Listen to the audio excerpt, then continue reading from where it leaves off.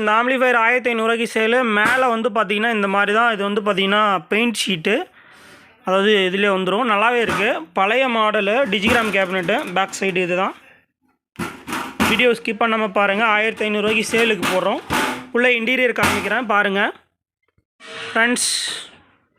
ஒரு ஆம்ப் வந்து sales 1500 transformer வந்து டைப் 3ல் வந்து பார்த்திங்கன்னா 3 இன்ச்சு டெப்த்தில் இருக்குது.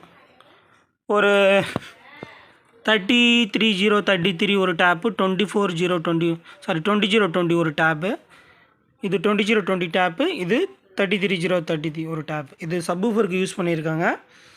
இது வந்து எஸ்டிகே இருந்தது. இதில் 5 சேனலு, இதில் சைனா ஐசி இருந்தது, அதெல்லாம் போயிடுச்சு, அதை எடுத்தாச்சு.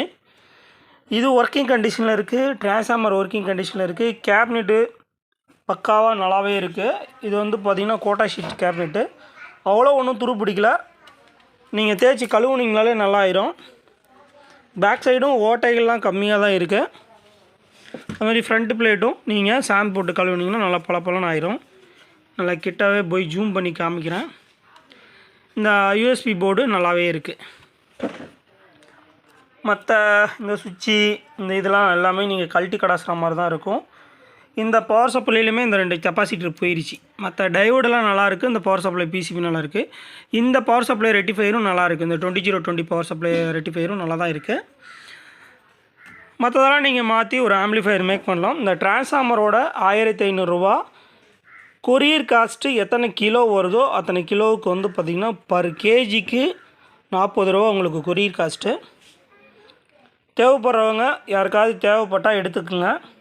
ஏன்னா என்னென்ன இருக்குது அப்படின்றத நான் உங்களுக்கு சொல்லியே போகிறேன்.